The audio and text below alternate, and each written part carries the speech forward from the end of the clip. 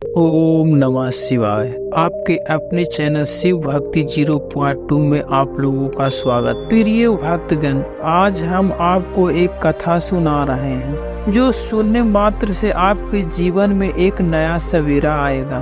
तो चलिए कथा को प्रारंभ करते हैं। भगवान शिव माता पार्वती से कहते हैं, दुख में नहीं रहना है तो समय को जानो, सीखो, दुख अपने आप खत्म हो जाएगा। तब माता पार्वती कहती है, हे देवों के देव महादेव, यह कैसे हो सकता है? तब भगवान शिव कहते हैं, हे देवी, आज मैं आपको एक कहानी सुनाने जा रहा हूँ, इसे ध्यान से सुनिए। अगर आप यह कहानी सुन रहे हैं तो पूरा सुनिए। इस कथा को आधा अधूरा छोड़कर जाने का गलती मत करिएगा, क्योंकि इस पवित्र कथा को पूरा सुनने से मन चाहा फल की प्राप्ति होगा। इसलिए इस कथा को पूरा सुनें। आप शिव भक्त हैं तो भोलेनाथ का अनादर न करें। एक समय की बात है, एक नगर में एक युवक रहता था। वह युवक अत्यंत दुखी था और बहुत निराश। उसे यह समझ नहीं आ रहा था कि आखिर इस दुनिया में हर व्यक्ति अपने मतलब के लिए क्यों जीता है। उसे हर जगह हर कोई केवल स्वार्थ ही नजर आता है। वह हमेशा यही सोचा करता कि उसे कोई प्यार नहीं करता, उसकी कोई परवाह नहीं करता। सब अपने मतलब के लिए ही संबंध रखता है। मतलब खत्म हो जाता है, सब हमसे दूर हो जाता है। हमारे जीवन में अक्सर ऐसा ही होता है। हम हमेशा किसी न किसी का साथ ढूंढते ही रहते हैं, और जब हमें किसी का साथ नहीं मिल पाता तो हम अपने आप को अकेला महसूस करते हैं, कमजोर महसूस करते हैं। हमें लगता है कि इस दुनिया में हमारे जैसा कोई है ही नहीं। हमें कोई प्यार नहीं करता, हमारी कोई परवाह नहीं करता।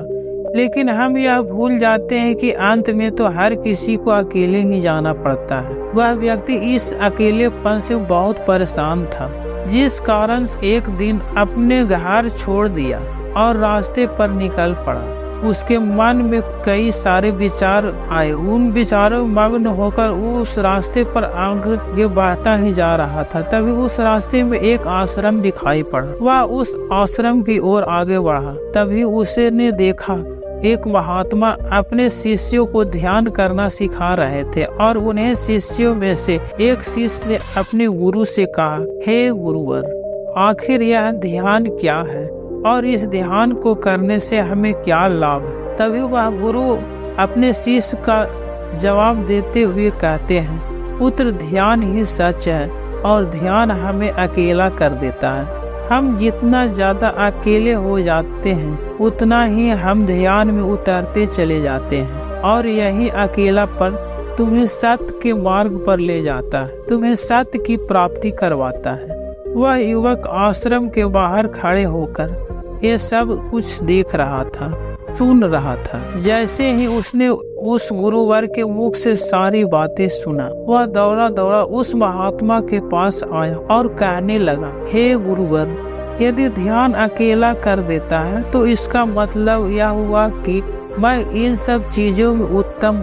आप तो ध्यान का सहारा लेकर अकेले होते हैं, लेकिन मैं तो ऐसे ही अकेला हूँ। मेरा ऐसा कोई नहीं है जिसे मैं अपना कह सकूं, जो मेरी परवाह करता हो, जो मेरा ख्याल करता हो। मैं अपनी राह पर अकेला ही चलता जा रहा हूँ। उस व्यक्ति की ये सारी बातें सुनकर उन महात्मा ने उस व्यक्ति को ध्यान पूर्वक देखा, और उसके बाद उससे कहते हैं, बालक, अगर तुम अकेले हो तो तुम्हारे पीछे तुम्हारा परिवार, तुम्हारे मित्र, तुम्हारे शत्रु, तुम्हारे सगे संबंधी, इन सब को लेकर तुम कहाँ जा रहे हो? उस महात्मा को मुख से यह बात सुनकर वह व्यक्ति चौंक उठा, और उसने तुरंत ही पीछे मुड़कर देखा तो वहाँ पर कोई नहीं था। तभी वह व्यक्ति गुरुवर से कहता, हे गुरुवर, कौन है मेरे पीछे? कोई तो नहीं, न मेरे परिवार वाले, न मेरे मित्र, न मेरे शत्रु, और न ही मेरे सगे संबंधी। मैं तो सबको पीछे छोड़ आया हूँ, क्योंकि कोई मुझे पूछता तक नहीं, कोई मेरी परवाह नहीं करता, कोई मेरा ख्याल तक नहीं रखता, यहाँ तक कि मेरी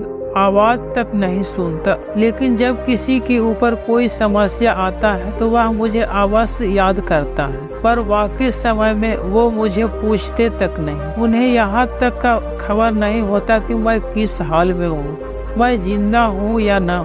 उन सबको इन सब चीजों से कोई फर्क नहीं पड़ता। उस महात्मा ने उस व्यक्ति की सारे बात ध्यान पूर्वक सुना। फिर महात्मा ने उस युवक से कहते हैं, बालक तुम सही कह रहे हो, लेकिन जब तक तुम इन सभी को छोड़कर नहीं आते तब तक तुम भला अकेले कैसे हो सकते हो। वह व्यक्ति एक बार फिर से आश्चर्यचकित होकर पीछे मुड़कर देखता है और फिर उस महात्मा से कहता है, हे गुरुवर, यहाँ पर तो कोई नहीं है, मैं अकेला ही यहाँ पर आया हूँ। अब लग रहा है कि आप मेरा मजाक उड़ा रहे हैं, मेरे पीछे कोई नहीं है, आप खुद देख सकते हैं। तो फिर आप ऐसा क्यों कह रहे हैं कि जाओ और उन्हें छोड़कर आओ? जब मेरे साथ कोई है ही नहीं तो मैं भला उन्हें कहाँ छोड़ आऊँ और कैसे छोड़ आऊँ? उस युवक की सारे बातें सुनकर वह गुरुवर मुस्कुराने लगे और उस युवक से कहते हैं, बालक आखिर तुम मुझसे क्या चाहते हो? इस पर वह युवक उस महात्मा से कहता है, हे गुरुवर, मैं आपका शिष्य बनना चाहता हूँ, मुझे साथी चाहिए, मुझे अपने शिष्य बना लीजिए, मैं जीवन भर आपका आभारी रहूंगा। उस युवक की ये बात सुनकर उस महात्मा ने कहा, बालक तुम चाहो तो यहाँ पर 1 महीने रह सकते, उसके बाद ही मैं यह निर्णय कर पाऊंगा मुझे तुम्हें अपना शिष्य बनाना चाहिए या फिर नहीं। लेकिन तुम्हें मेरी एक बात मानना होगा, तुम इस 30 दिनों के अंदर तुम्हें ध्यान का अभ्यास करना होगा। अगर यह तुम कर सकते हो तो तुम यहाँ पर अगले 1 महीने के लिए रुक सकते हो, अन्यथा तुम्हारे लिए यहाँ पर कोई जगह नहीं है। उस युवक ने काफी सोच विचार कर उस महात्मा से कहा, हे गुरुवर, आप जैसा कहेंगे मैं वैसा ही करूँगा। आप चाहते हैं मैं इन 30 दिनों में ध्यान का अभ्यास करूं तो मैं यह करने के लिए तैयार हूँ। उस युवक ने उस महात्मा की बात मान लिया और आश्रम में ही रुक गया। अगले ही दिन वह सुबह सुबह महात्मा को उस युवक के पास आए और उस युवक से कहने लगे, तुम किससे बात कर रहे हो? तुम्हारा ध्यान कहाँ है? इस पर बालक जवाब देते हुए कहता है, हे गुरुवर, मेरे साथ कोई नहीं है, मैं भला किससे बात करूँगा, मैं तो यहाँ अकेला हूँ। तभी वह गुरुवर उस व्यक्ति से कहते हैं, ठीक है, लेकिन अब ध्यान लगाओ, क्योंकि तुमने मुझे वचन दिया था कि इन 30 दिनों में तुम ध्यान का अभ्यास करोगे। उस महात्मा के कहने पर वह बालक ध्यान करने बैठ जाता है, लेकिन पहले दिन उसे ध्यान करने में बहुत तकलीफें आता है, बहुत सारी परेशानियों का सामना करना पड़ता है। यहाँ तक कि वह युवक ढंग से लगातार बैठ भी नहीं पा रहा था। उसके पैर मानो शून्य से हो जा रहा है, उसका पैर काम करना बंद कर देता है। ये सारी बातें महात्मा देख रहे थे। तभी उस महात्मा ने उस युवक से कहा, बंदे, तुम जितना देर चाहो उतना देर बैठ सकते हो, यह कोई जरूरी नहीं है कि तुम लगातार बैठे ही रहो। यदि तुम्हें तकलीफ होता है तो तुम उठ सकते हो, टहल सकते हो और फिर आकर बैठ सकते हो। इतना कहकर महात्मा वहां से चले गए। अगले दिन सुबह सुबह फिर महात्मा उस युवक के पास आए और उस युवक से कहने लगे, बंदे, कौन है? किससे बात कर रहे हो? कोई आया है क्या? उस महात्मा की बात का जवाब देते हुए युवक को उस महात्मा से कहता है, हे गुरुवर, यहाँ पर तो कोई नहीं है, आप खुद देख लीजिए, मैं किससे बात करूंगा। तभी वह गुरुवर एक बार फिर उस युवक से कहते हैं, चलो ध्यान का अभ्यास करो। तभी वह युवक उस महात्मा से कहता है, हे गुरुवर, क्या केवल आंखें बंद कर बैठ जाना ही इसे ही ध्यान कहते हैं?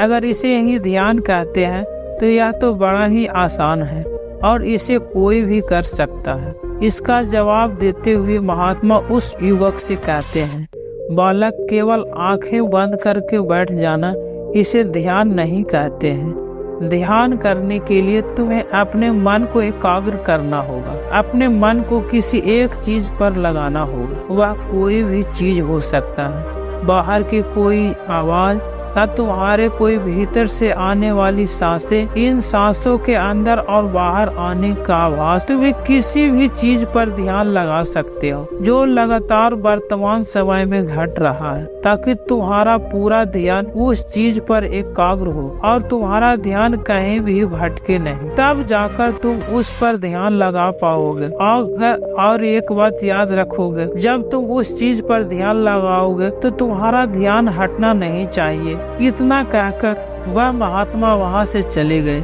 अगले दिन वह जब सुबह सुबह एक बार फिर उस युवक से मिलने आए तो उन्होंने एक बार फिर उस युवक से कहा, आज कौन आया है, किससे बात कर रहे हो?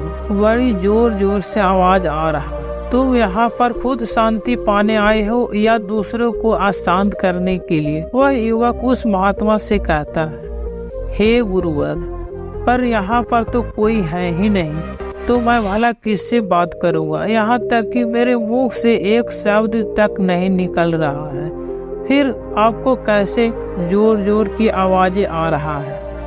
अब जब मैं एक शब्द भी नहीं बोला तो मैं भला दूसरों के लिए अशांति का कारण कैसे बन सकता हूँ? तभी वह महात्मा उस युवक से कहते हैं, ठीक है, चलो ध्यान का अभ्यास करते हैं। तभी वह युवक उन गुरुवर से कहता है, हे गुरुवर, मेरा एक प्रश्न है, क्या मैं आपसे पूछ सकता हूँ? तभी वह महात्मा उस युवक से कहते हैं, पूछो, तुम्हें क्या पूछना है? तभी वह युवक उस महात्मा से कहता है, हे गुरुवर, आप कहते हैं किसी भी एक चीज पर ध्यान लगाओ जो वर्तमान समय में घट रहा है, उस पर अपना पूरा ध्यान लगा दो। लेकिन जब मैं अपनी सांसों पर या फिर किसी ऐसी चीज पर ध्यान लगाने का प्रयास करता हूँ जो लगातार घट रहा है, तो मेरा ध्यान उस पर नहीं रहता है। मैं एक पल में भटकता रहता हूँ और याद आने लगता है। वह पुरानी चीज और पुरानी यादें मेरा पीछा नहीं छोड़ता। कल आपके यहाँ से जाने के बाद मैंने ध्यान करने के लिए बहुत प्रयास किया, लेकिन वह पुरानी यादें बार बार मुझे याद आ रहा था, जिस कारण मैं एक पर चीज पर ध्यान लगा ही नहीं सका। तो अब मुझे क्या करना चाहिए? उस बालक की यह सारी बात सुनकर गुरु मुस्कुराने लगे और वहां से चले गए। उस महात्मा के हंसने की वजह उस युवक को समझ नहीं आया। अगले दिन वह सुबह सुबह एक बार फिर वह महात्मा उसके पास पहुँचे और कहा, युवक, यह तुम क्या कर रहे हो? इतना आलस तुम्हें क्यों है? तुम्हारे चारों ओर आलस ही आलस फैला हुआ है। अपने पास के आलस को भगाओ, अन्यथा तुम पर हावी हो जाएगा और फिर तुम हमेशा इसके अधीन बनकर रहोगी। तभी वह बालक उस महात्मा से कहता है, हे गुरुवर, आप तो रोज एक ही बात कहते हैं, यहाँ पर कोई है, लेकिन मुझे कोई नजर आता ही नहीं। आप ही बताएं, यहाँ पर कौन है? तभी वह महात्मा उस युवक से कहते हैं, ठीक है, चलो ध्यान अभ्यास के लिए चलते हैं। तभी वह युवक उस महात्मा से कहता है, हे गुरुवर, मेरा एक प्रश्न है, आपकी आज्ञा हो तो मैं आपसे पूछना चाहता हूँ। वह महात्मा उस युवक से कहते हैं, हाँ पूछो, क्या प्रश्न है तुम्हें?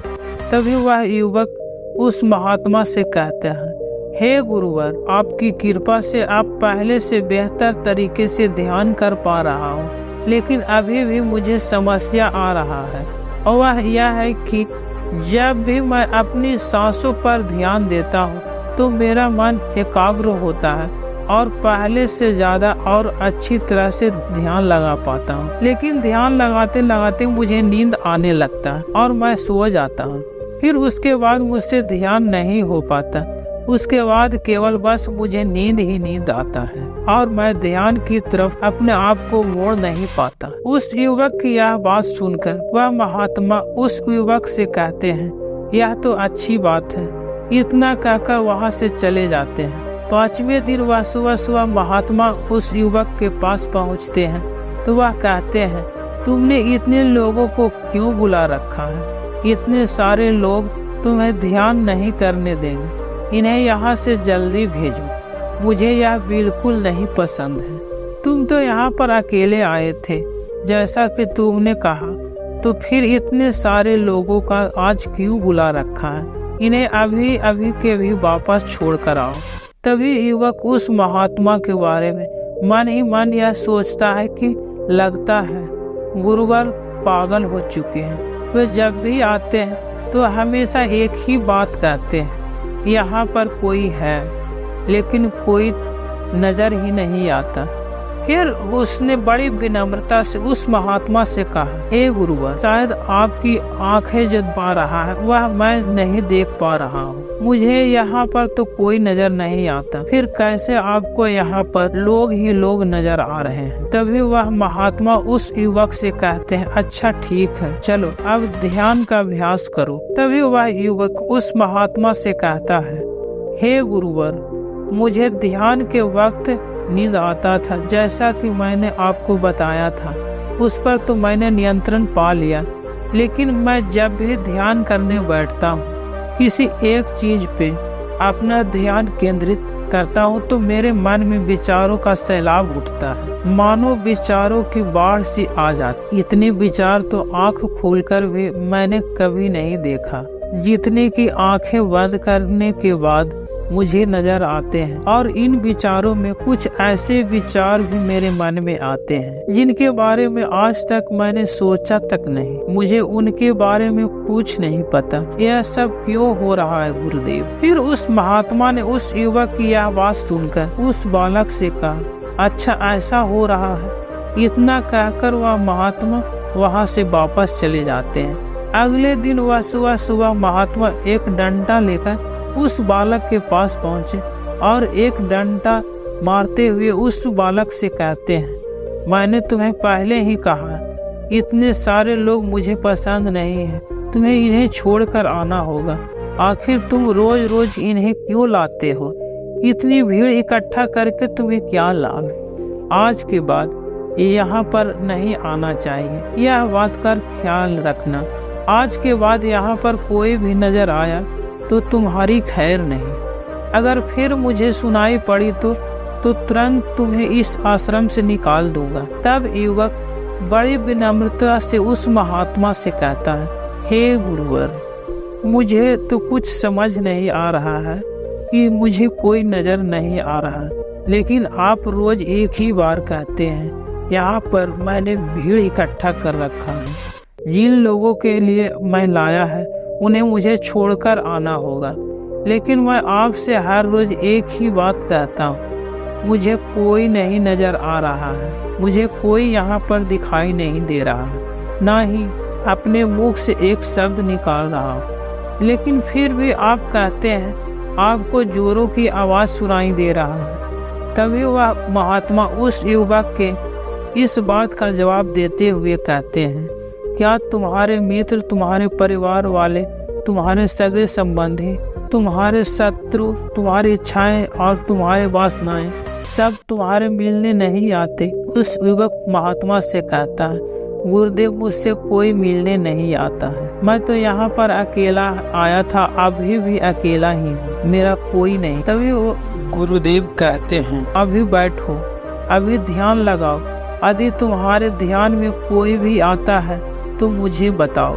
युवक उस महात्मा की बात मान लेता है और तुरंत ही ध्यान करने बैठ जाता है। कुछ देर तक तो वह काफी शांत रहता है, लेकिन कुछ देर बाद ही वह पुनः गुरुवार से कहता है, हे गुरुदेव, मेरा भाई मुझसे मिलने आया, साथ में मेरे पिताजी भी, दोनों बहुत दुखी हैं क्योंकि मैं उन्हें छोड़कर चला आया। मेरा भाई की तबीयत भी कुछ ज्यादा ठीक नहीं है, वह मुझे बुला रहे हैं। मेरे बड़े भाई की पत्नी अर्थात मेरी भाभी मेरे भाई के साथ अच्छा व्यवहार नहीं कर रहा है, और मेरी प्रेमिका भी आई हुई है और मुझसे पूछ रहा है, क्या तुम मुझसे शादी करोगे या मैं किसी और से शादी कर लूं?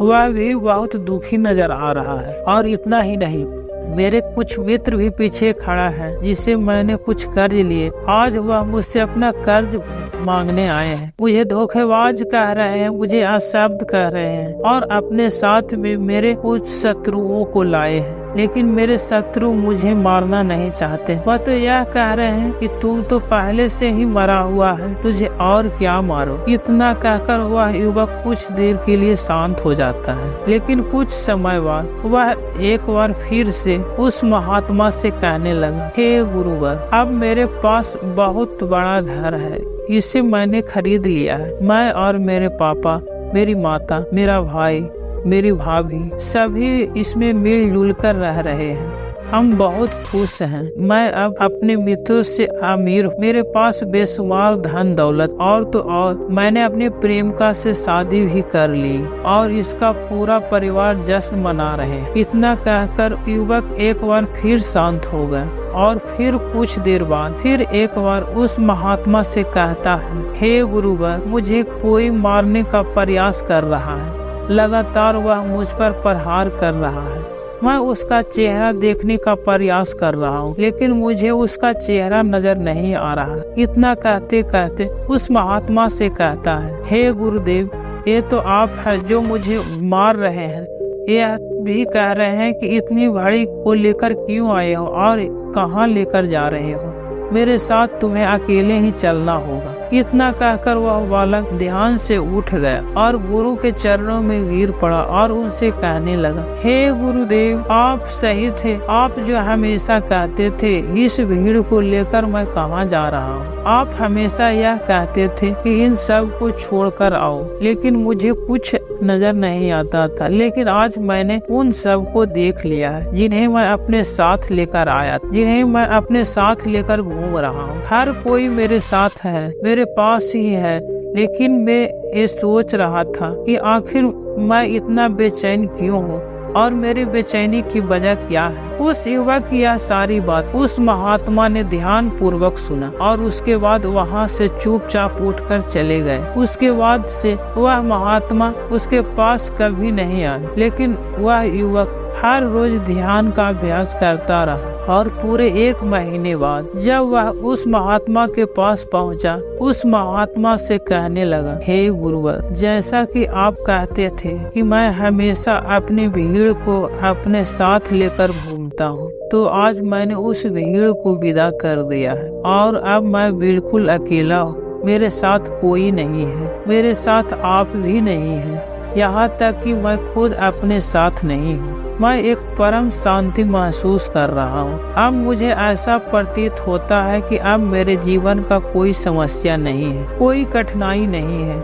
मैं बहुत अच्छा महसूस कर रहा हूँ। इस शांति में जो आनंद है वह इसका क्या कहना। तभी महात्मा उस युवक से कहते हैं, बंदे, अगर तुम चाहो तो इस अकेलेपन को लेकर तुम अपनी दुनिया में वापस जा सकते। यदि इस संसार में वापस भी आ जाओ तो भले ही लोग तुम्हारे आसपास क्यों न रहें, भले ही पूरी भीड़ तुम्हारे साथ क्यों न रहे, लेकिन फिर भी तुम अकेले ही रहोगे। फिर चाहे वो तुम्हारे रिश्तेदार हो, सगे संबंधित हो, परिवार वाले हो, तुम्हारे मित्र, तुम्हारे शत्रु, तुम्हारी भावनाएं या तुम्हारे प्रेमिका क्यों न हो, इन सब के साथ रहकर भी तुम पूर्ण रूप से अकेले ही रहोगे। और इतना ही नहीं, तुम्हारे जीवन में जब भी कोई बुरी परिस्थितियां आएगा तब भी तुम बिल्कुल अकेले और शांत रहोगे और तुम हर परिस्थितियों का समाधान निकालने में पूरी तरह सक्षम हो चुके हो। यदि अब तुम चाहो तो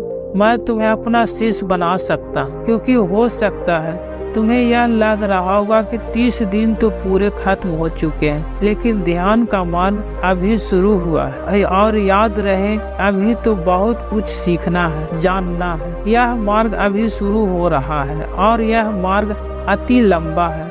इस मार्ग की शुरुआत शांति से ही होता है। तभी वह युवक उस महात्मा को प्रणाम करता है और उनसे कहता है, हे गुरुवर, मैं अपने घर वापस लौटना चाहता हूँ, अपने उस संसार में वापस जाना चाहता हूँ ताकि मैं अपनी जिम्मेदारियों को निभा सकूं और साथ ही इस मार्ग पर आगे बढ़ सकूं। यदि आपकी आज्ञा हो तो। इतना कहकर युवक चुप हो गया। तभी वह उस महात्मा मुस्कुराने लगे और उस युवक से कहते हैं, बंदे, मन शांत हो तो सब हो सकता है। तुम संसार में रहकर भी अकेले रह सकते हो, लेकिन एक बात याद रखना, हमें सीखना बहुत कुछ, जानना बहुत कुछ है, लेकिन रखना कुछ भी नहीं, अब तुम जा सकते हो, तुम्हारा कल्याण हो। और वह युवक वहां से अपने घर की ओर चला जाता है। इतना कहकर भगवान शिव कहानी को समाप्त करते हैं। इस वीडियो को बोलते समय कोई त्रुटि हो तो मैं क्षमा चाहता हूँ। उम्मीद है आप सभी को यह वीडियो अच्छा लगा होगा। अगर आप शिव के सच्चे भक्त हैं तो चैनल को सब्सक्राइब और वीडियो को लाइक करके कमेंट में हर हर महादेव लिख दीजिए।